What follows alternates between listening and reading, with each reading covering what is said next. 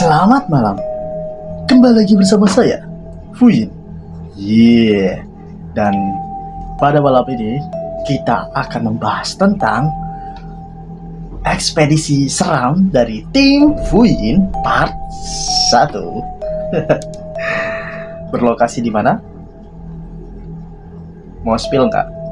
Ops, rahasia. Tapi untuk tempatnya Fuyin kasih spill sedikit aja. Itu berada di Tangkiling, ya, mendekati wilayah Palangkaraya. Tangkiling.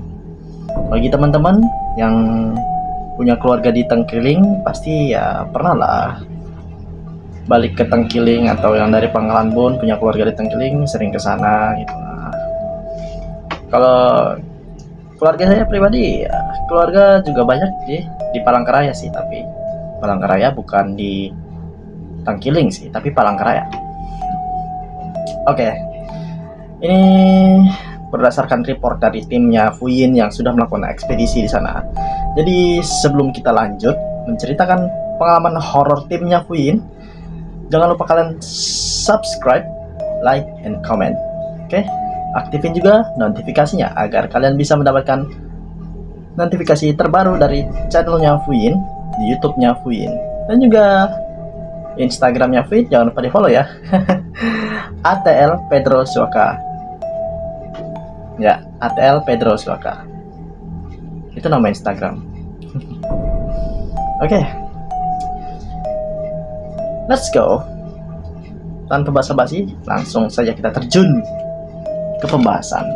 Ya. Jadi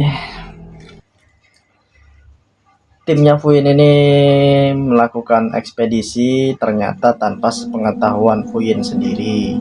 Jadi ini A+ dari mereka sendiri. A+ buat mereka karena mereka melakukan ekspedisi sendiri tanpa sepengetahuan Fuyin dan tanpa diskusi atau rapat terlebih dahulu di suatu tempat. Biasanya kalau Fuyin tuh mau konten itu sebelum hari H itu, sebelum Fuyin bikin konten seperti ini. Jadi tim kami itu sudah berdiskusi, kemudian melakukan ekspedisi terlebih dahulu. Dia bisa dari berbagai kota gitu. Untuk dana kami sudah disupport oleh teman kami yang berasal dari Surabaya, Reni. Dia yang jadi keuangan. Dia yang dukung kami kemarin, ngirim sekitar 3 juta. Jadi tim kami yang berjumlah 4 orang ini melakukan ekspedisi ke Tangkiling. Inisiatif mereka sendiri. Mereka berdiskusi berempat. Nah, terus singkat cerita, mereka sampai di Tangkiling itu kira-kira malam. Ya, malam banget. Sekitaran jam 11-an. Karena mereka pakai mobil dari Pangkalan Bun. Mereka pakai mobil sih, mobil pribadi. Salah satu timnya Fuyin tuh punya mobil pribadi, jadi ya pakai mobil sebagai transportasi ya, mobilitas juga. Kan mereka sudah melewati Kasongan. Nah, melewati Kasongan, sebelum Kasongan juga udah melewati Sampit dan daerah-daerah lainnya di Kota Waringin Timur. Kemudian mereka masuk ke jalan yang kecil banget. Ini kan poros, jalan gede, lurus itu menuju Palangkaraya. Nah, mereka belok ke sebelah kiri. Nah, kebetulan di kiri ini ada jalan kecil, kata mereka, jalan kecil. Nah, masuklah mereka. Nah, karena timnya Fuyin ini nekat sekali. Bukannya tim Fuyin namanya kalau nggak nekat. Mereka ekspedisi sendiri, terus masuk nyosor sendiri ke jalan yang asal dan belum tahu asal muasal jalan itu atau apa aja isi di dalamnya, sampai kemana jalannya, sampai terusan kemana, dan akan berakhir di mana jalan ini mereka nggak tahu. Jadi ya gitulah. Nah, mereka sudah masuk nih, ya. Mereka sudah masuk dari malam jadi tengah malam sampai jam 12 lewat sih. Mereka menyusuri jalan kecil itu.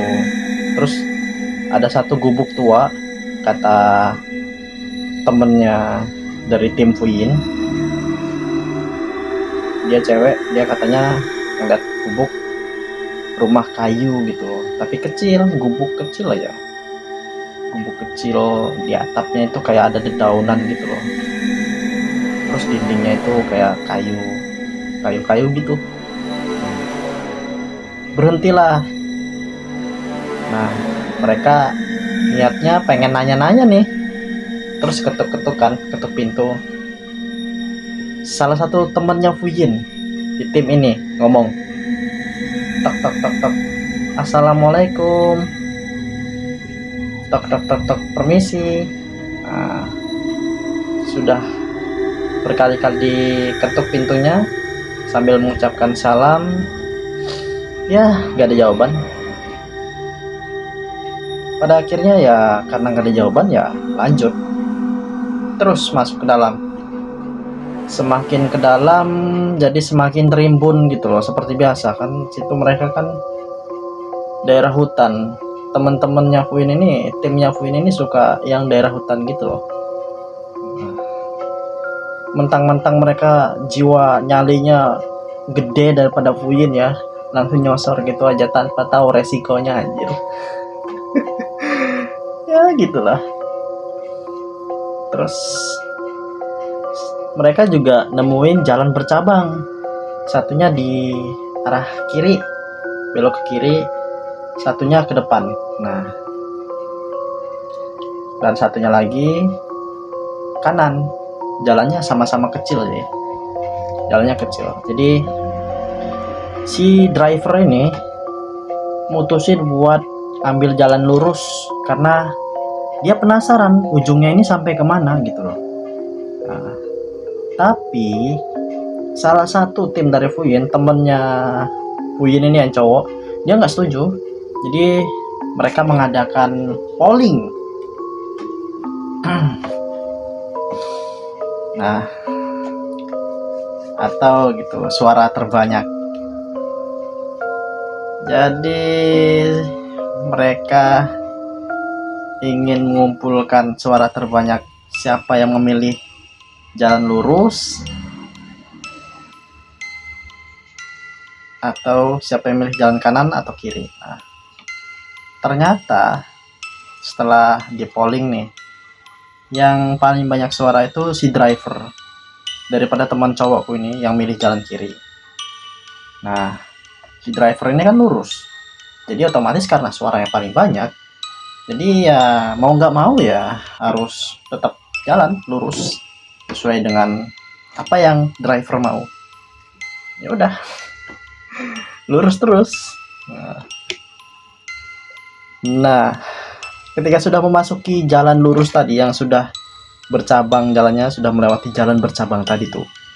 Nah, si temennya Fuyin ini yang dari tim Fuyin, dia ngelihat ada nenek-nenek tua yang lagi mikul kayak jamu, mikul jamu. Ya, kayak botolan jamu gitu loh. Nah, mintalah berhenti sama si driver ini. Nah, berhentilah. Terus nanya. Neneknya itu literally pakai bahasa Dayak ya. Jadi salah satu temennya Fuyin yang ada di tim ini, dia bisa bahasa Dayak. Sedangkan yang lainnya itu nggak paham bahasa Dayak karena mereka pakai bahasa Indonesia. Ada juga yang Jawa karena salah satu teman Fuyin ini yang cowok tuh dia dari Jawa Timur, tepatnya Malang. Nah, tapi dia tinggal di Pangkalan Bun. Iya. Terus ketika si temannya Fuyin ini yang fasih bahasa Dayak nanya si nenek ini, kan ngobrol-ngobrol, tapi yang bikin si teman-teman Puyin satu tim ini bingung, si nenek ini nunjukin arah ke belakang, terus kata temen yang bisa fasih bahasa Dayak, katanya suruh balik atau putar balik aja daripada nanti terlambat katanya. Dan di situ mereka kebingungan, loh, terlambat maksudnya konteksnya apa ya? Nah, bingung kan? Konteksnya gimana? Puyin pun bingung. Jadi ya tetap ikutin ceritanya. Ikutin cerita Puyin, dengerin terus ya. Nah, karena mereka kebingungan dan temannya Puyin yang pasti bahasa Dayak ini, yang bisa bahasa Dayak ini, kebingungan juga. Jadi mengiyakan saja. Iya, kayak iya. Tapi konyolnya ya tetap lanjut lah, nekat. Karena kan kami overall nggak tahu sih arti dari sebelum terlambat. Maksudnya gimana sebelum terlambat? Nah, itu yang bikin bingung. Ya udah, tetap lanjut. Masuk ke mobil, hidupin mesin, ya tetap los. Maju terus, terabas. Nah, terus sampai di ujung itu seperti kayak ada jalan off-road gitu kan. Nah, ya udah tetap maju sampai ke ujung, mencari ujung jalannya ini sampai mana sih. Nah, drivernya pun penasaran, sama satu tim Puyin ini semuanya penasaran. Nah,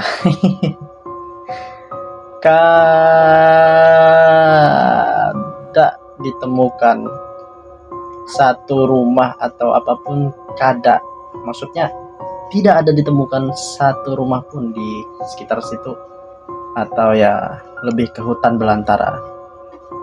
Terlebih lagi gelap banget, dan juga suasananya tuh kata mereka sih dingin, angker, ya gitulah.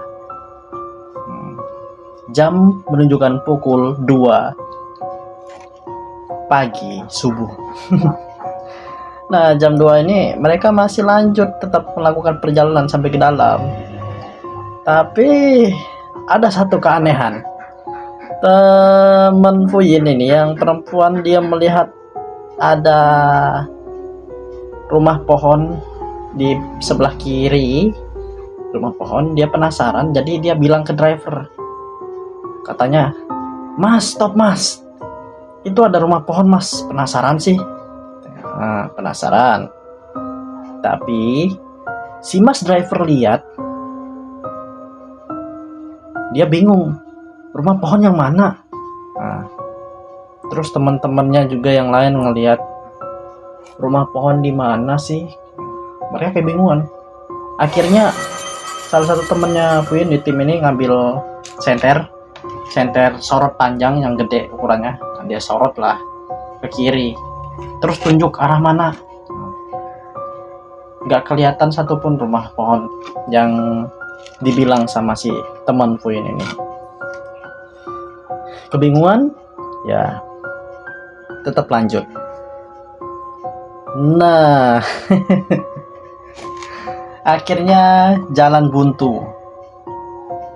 Setelah berjam-jam melewati jalan off-road, ya jalannya kurang mulus sih, berbatu dan agak sedikit becek juga. Karena habis hujan, kemungkinan habis hujan ya, makanya becek gitu.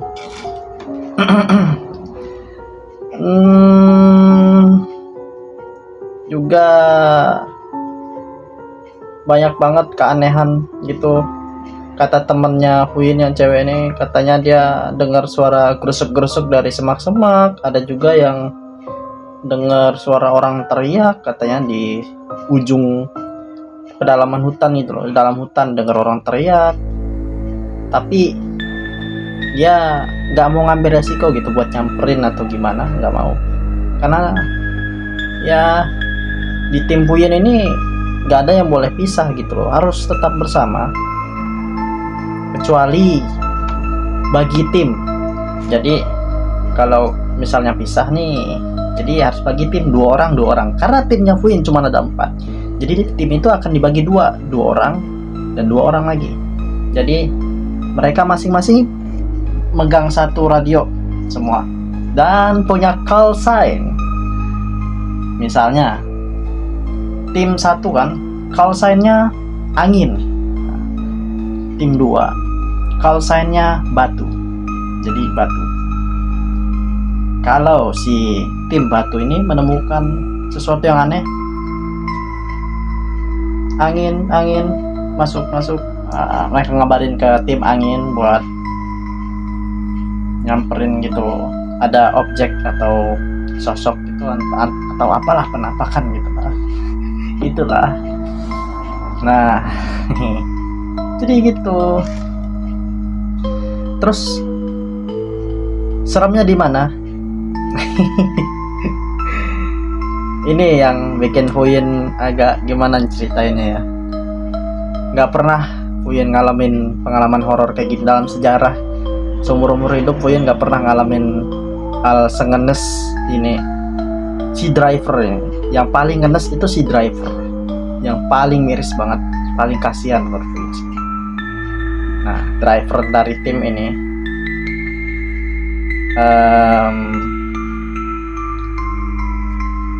dia cowok.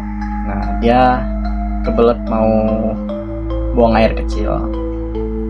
Jadi dia ngambil senter dari tas, kemudian dia cari tempat spot itu yang dimana nggak kelihatan sama teman-teman tadi, sama tim tadi. Nah, akhirnya dia buang air kecil di mana? Di balik semak-semak yang ada pohon tinggi dan berakar. Pohon tinggi dan berakar. Lebih spesifiknya aku nggak tahu sih, pohon tinggi berakar atau sejenis kayak pohon beringin, tapi nggak tahu sih. Mereka cuman bilang ke Fuyin itu pohon tinggi berakar dan kemungkinan ya beringin ya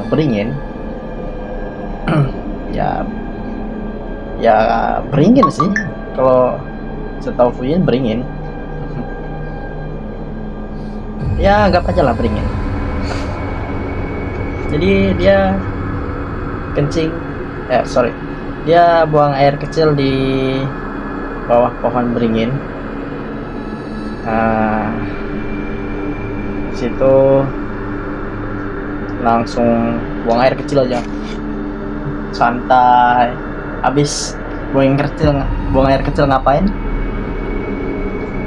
Ambil dari kantong rokok Marlboro, ambil sebatang rokok,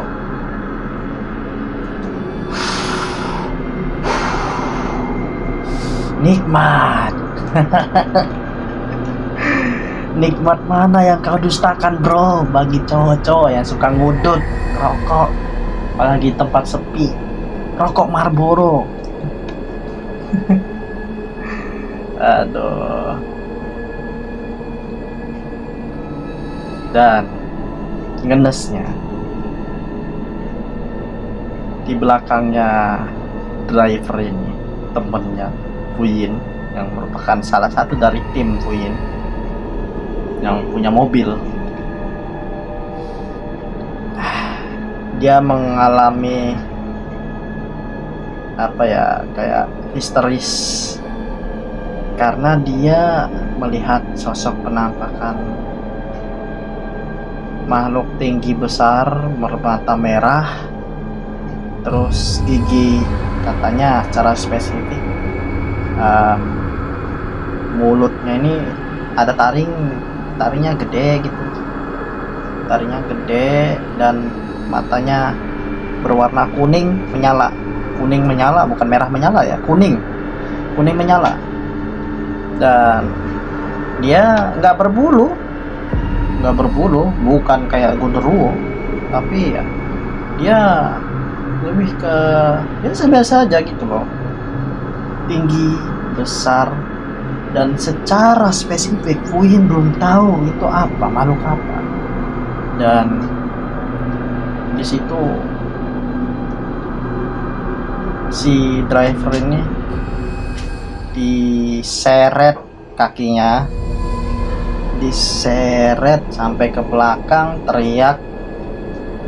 Nah, kedengeran nih sama teman-teman Fuyin, sama tim ini kedengeran suara teriak. Wah, mereka udah ngeh duluan. Loh, mana si driver? Oh, dia tadi buang air kecil di sana. Oke, langsung disamperin sama mereka, gercep mereka nyamperin.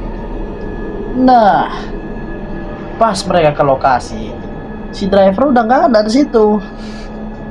Anjir. Aduh, ganas banget. Terus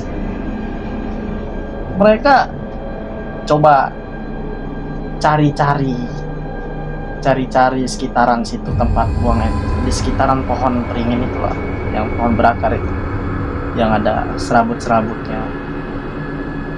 Mereka cari, dan ya tahu si driver ditemukan di mana. Dia ditemukan ya jauh banget, sampai ke agak-agak masuk ke dalam hutan. Itu ada jalan kecil bekas dia diseret gitu, dia diseret, ditarik entah sama makhluk apa.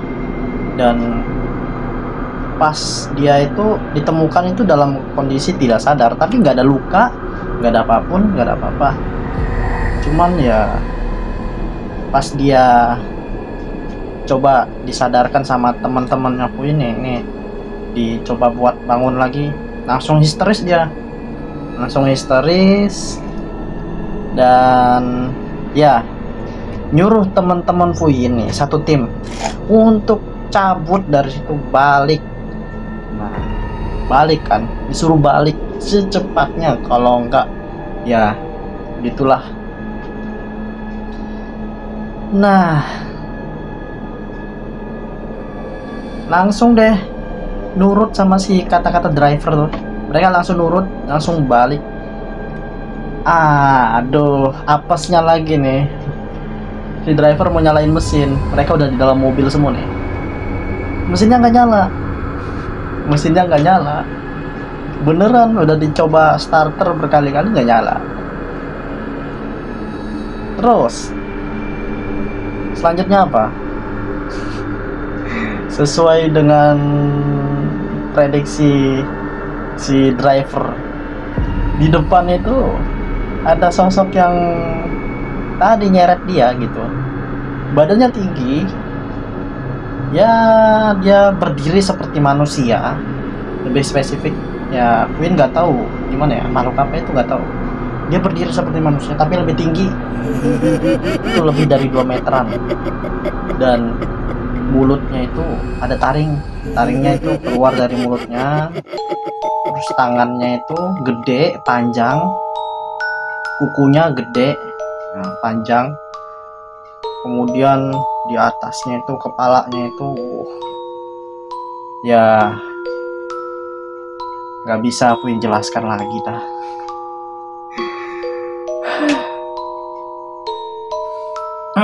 Oke lah. Di situ semua yang di dalam mobil termasuk si driver ini histeris semua, teriak, panik. Iya, panik. Ya, panik. Si driver nih coba terus starter mesin mobil, nggak bisa nyala. Pada akhirnya apa ya, mereka pasrah sama doa aja sih. Mereka doa, bersatu dalam doa. Ini yang satu baca ayat kursi, yang satu kan Kristen, dia doa menurut kepercayaannya mungkin Bapa Kami, dan juga dua lainnya itu Muslim, jadi ikutan juga baca ayat kursi. Jadi mereka ini coba itu bersatu dalam doa. Satu baca ayat, satunya doa. Nah, setelah berkali-kali di starter, si makhluk ini kan makin dekat, makin maju gitu loh, makin deket. Dan pada akhirnya setelah di starter berkali-kali, akhirnya hidup juga mesin. Makhluknya nih makin deket gitu. Nah akhirnya mundur lah. Tapi si driver ini pengennya ada terlintas di pikiran, katanya kenapa nggak ditabrak aja ya. Mau ditabrak niatnya, tapi si teman-teman Fuyin ini, satu tim ini nggak setuju, dan akhirnya kami mundur.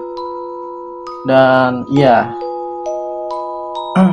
mereka langsung putar arah, balik arah, gercep keluar dari tempat itu. Nah, mereka melewati jalan yang sama. Untung mereka hafal jalannya, dan itu jaraknya sangat jauh.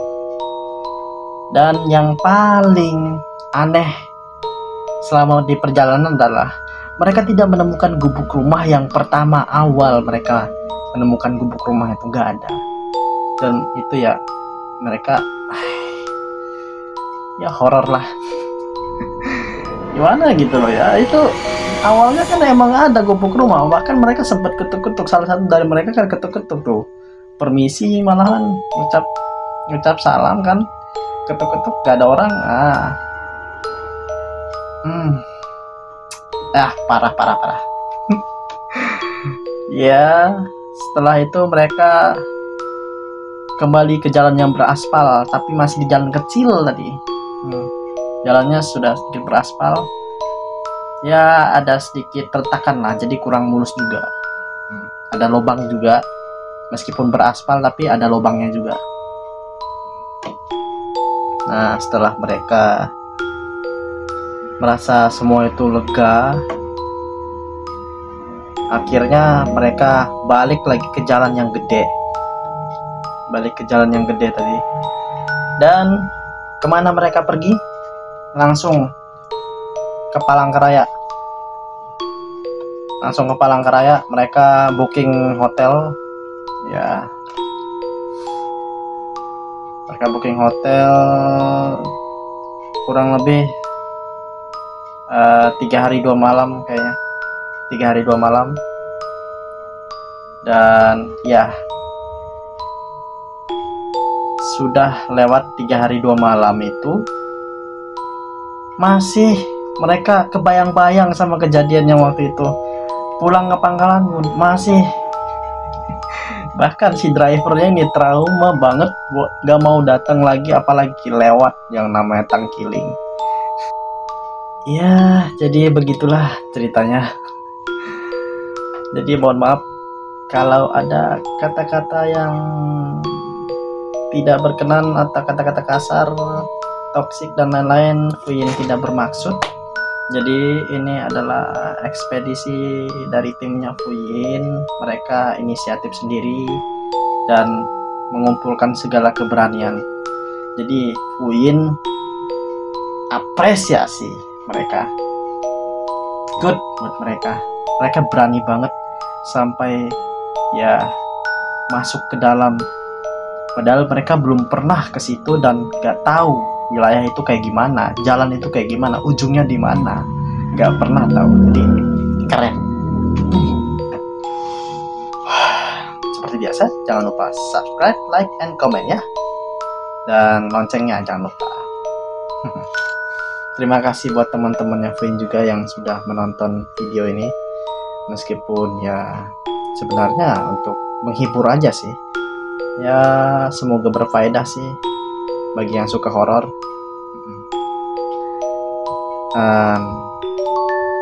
Fuyin pamit undur diri dan sampai jumpa di next video. Bye bye.